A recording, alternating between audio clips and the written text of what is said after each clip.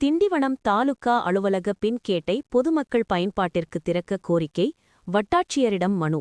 திண்டிவனத்தில் புதிதாக பொறுப்பேற்றுள்ள திண்டிவனம் வட்டாட்சியாளர் ஏழுமலை அவர்களை முஸ்லிம் மக்கள் கழகத்தின் நிறுவனத் தலைவர் முனைவர் சு ஜெயினுதீன் அவர்கள் நேரில் சந்தித்து சால்வை அணிவித்து கோரிக்கை மனு அளித்தார். அந்த மனுவில் திண்டிவனத்தில் ரூபாய் 4.75 கோடி மதிப்பில் புதிய தாலுகா அலுவலகம் கட்டப்பட்டுள்ளது.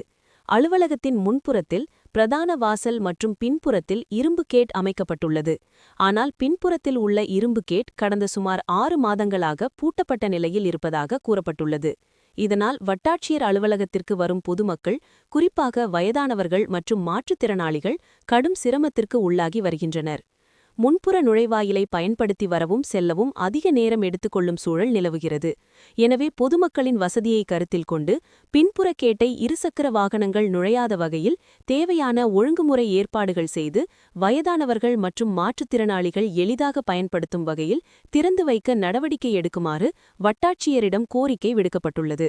இந்த சந்திப்பின் போது மாநில மகளிரணி அமைப்பாளர் சிராஜ் பேகம், விழுப்புரம் மாவட்ட பொருளாளர் அப்துல் ஹக்கீம், நகர செயலாளர் தாவூத் அலி, நகர மகளிரணி அமைப்பாளர் ஷர்மிளா, விழுப்புரம் மாவட்ட மகளிரணி செயலாளர் ஆயிஷா பேகம், நகர தலைவர் முகமது சாதிக், நகர துணை செயலாளர் சேக் தாவூத், நகர துணைத் தலைவர் சர்தார் அகமது, நகர இளைஞரணி தலைவர் நிசார் அகமது, நகர இளைஞரணி செயலாளர் அசேன் அகமது உள்ளிட்டோர் உடனிருந்தனர்.